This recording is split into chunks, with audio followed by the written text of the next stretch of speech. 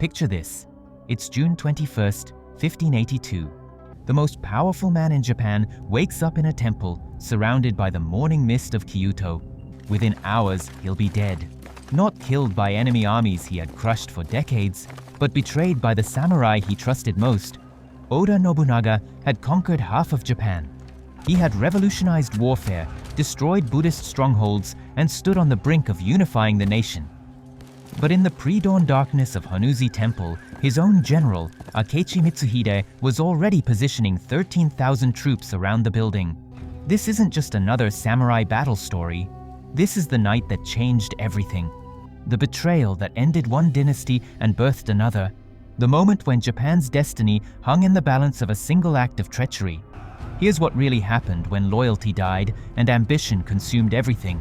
You're watching Japan Rewind, where we uncover the hidden stories of samurai, castles, and the legends of Japan. The Demon King's rise. To understand this betrayal, you need to know who Oda Nobunaga really was. They called him the Demon King, and he earned that title through blood and innovation. Born in 1534, Nobunaga inherited a small domain in Owari province when many thought he was just another reckless young lord. They were wrong. While other daimyo clung to traditional warfare, Nobunaga embraced the unthinkable, arming peasant foot soldiers with matchlock rifles imported from Portuguese traders. At the Battle of Okehazama in 1560, Nobunaga proved his genius. Legend says 3,000 men destroyed 25,000 in less than 2 hours. In reality, historians note he struck a forward camp of about 5,000. Creating shock and panic that unraveled Imagawa Yoshimoto's much larger army. Nobunaga's rise wasn't just military brilliance. He systematically destroyed old power structures. The warrior monks who had dominated politics, he burned their temples. The Ikoiki rebels, he slaughtered them. Samurai Kodo Obuhona, he bent or discarded them when victory demanded. By 1582, Nobunaga ruled central Japan from his fortress at Azuchi. He had crushed the Takeda cavalry, broken Buddhist leagues, and was preparing to finish unifying Japan. Victory seemed inevitable, but absolute power creates enemies in unexpected places, and the most dangerous one was already at his side, the loyal retainer's shadow. Akechi Mitsuhide appeared to be everything a samurai should be: cultured, educated, lethal in battle, and loyal. He served Nobunaga for over 15 years, rising from a minor retainer to one of the Oda clan's most trusted generals. Unlike many of Nobunaga's rough commanders, Mitsuhide came from old aristocratic stock. He composed poetry, performed tea ceremonies, and understood court politics. Nobunaga valued this sophistication. It made him the perfect envoy to Kyoto's nobles and even the emperor himself. Mitsuhide proved his loyalty in blood.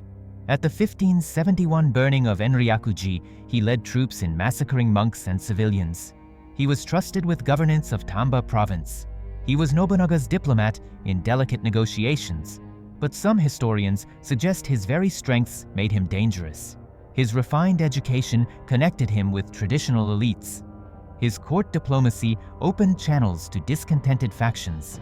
Recent scholarship hints he may have been quietly maintaining ties with groups opposed to Nobunaga, not necessarily as a traitor at first, but as a cautious politician hedging his bets.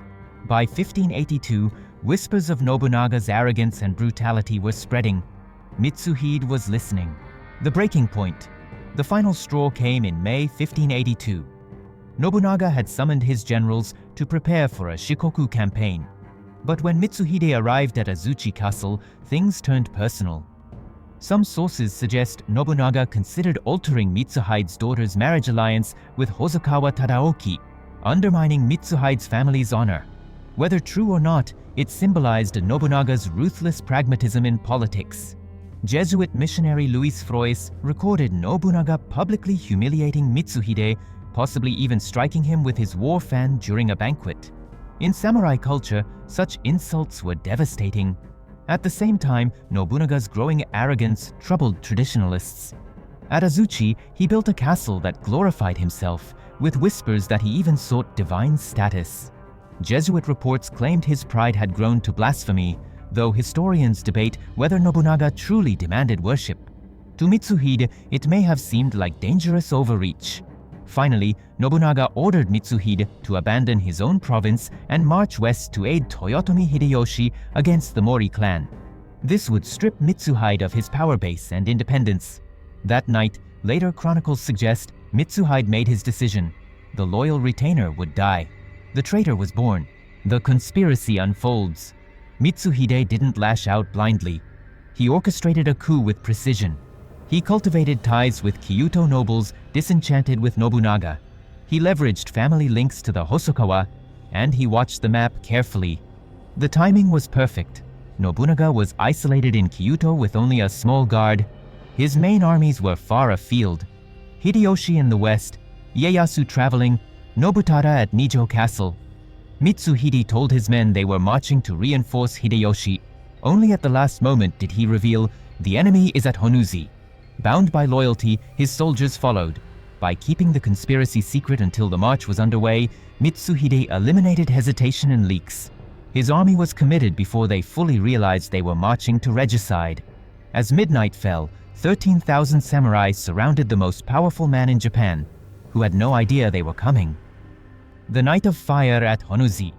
At dawn, on June 21, 1582, Nobunaga was performing his morning rituals at Honno-ji when shouts and steel shattered the quiet. His attendant Mori Ranmaru burst in, "My lord, we are surrounded.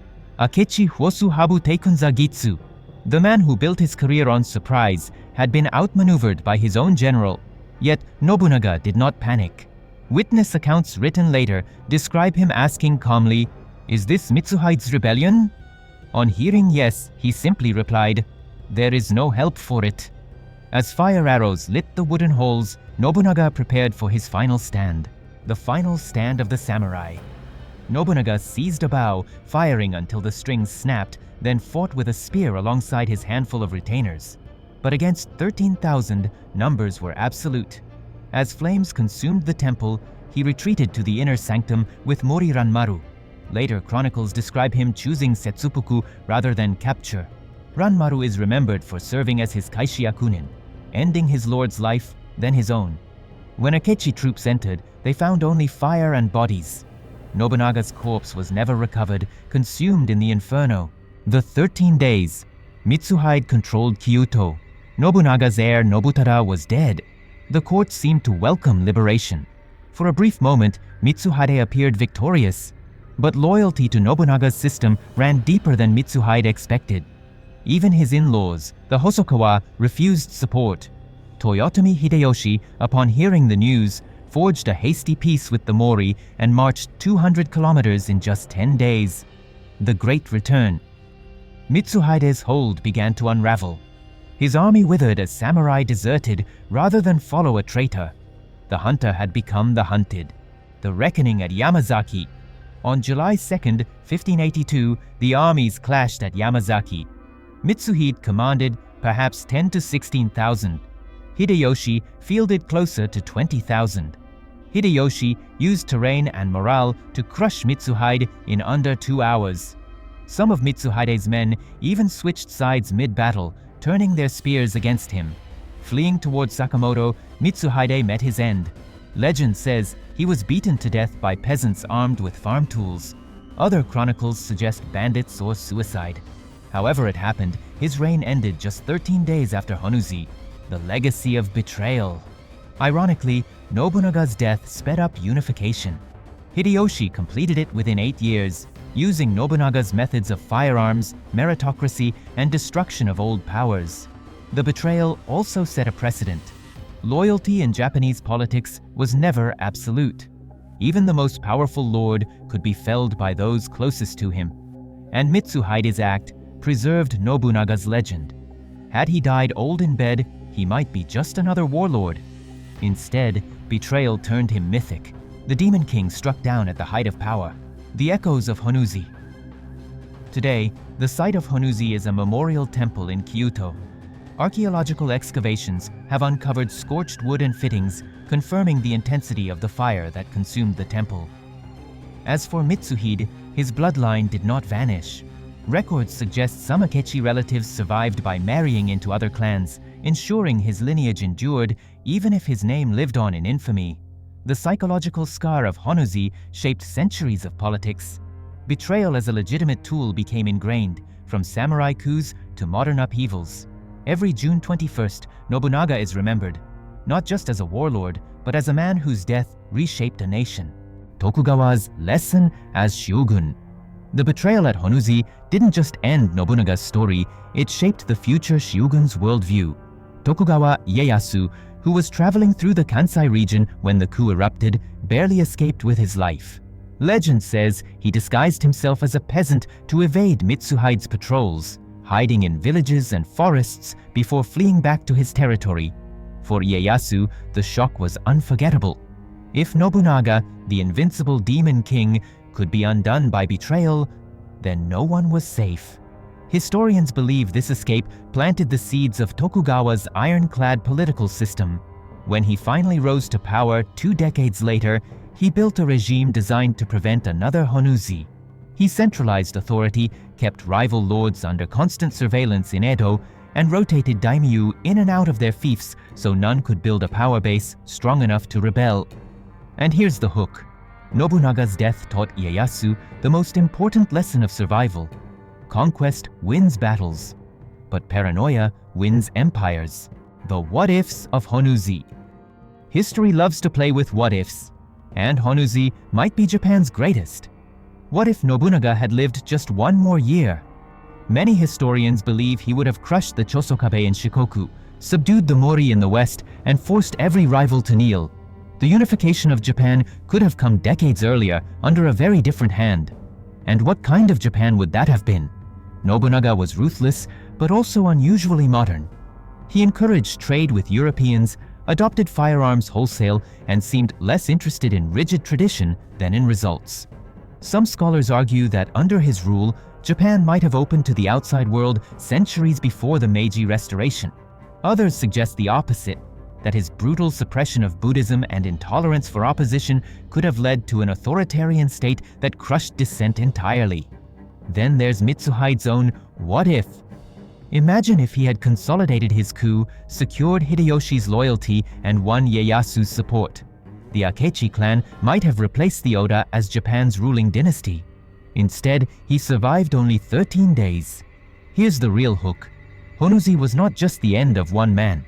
It was a sliding door in Japanese history. One night of fire and betrayal determined whether the nation's future belonged to Oda Nobunaga, Akechi Mitsuhide, or Toyotomi Hideyoshi. That single act of treachery changed the destiny of a nation. The betrayal at Honno-ji remains one of history's most dramatic examples of how a single night can change everything. Oda Nobunaga's death didn't just end a life, it ended an era and began another. The Demon King, who had revolutionized warfare, shattered ancient traditions, and nearly unified Japan, was brought down not by enemy armies, but by the calculated treachery of a trusted friend. Akechi Mitsuhide's 13 days of power remind us that victory and survival are 2 very different things. His betrayal succeeded tactically, but failed strategically, ultimately accelerating the very unification he had tried to prevent. What other moments in Japanese history changed everything in a single night? What other betrayals shaped the destiny of nations? Let me know in the comments which historical turning point you'd like to see covered next. If this story fascinated you, hit like and subscribe. The next betrayal is just a click away.